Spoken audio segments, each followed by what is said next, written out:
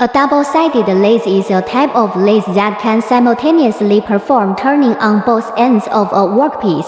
Its structure is generally a 45-degree forward inclined layout, which has the advantages of strong rigidity, convenient chip removal, and high efficiency.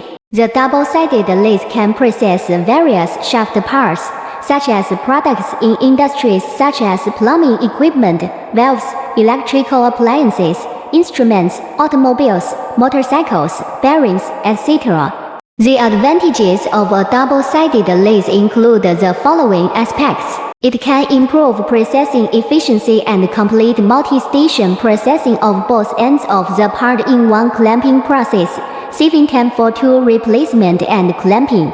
It can improve machining accuracy and ensure the concentricity of both ends of the part with one clamping, avoiding errors caused by multiple clamping.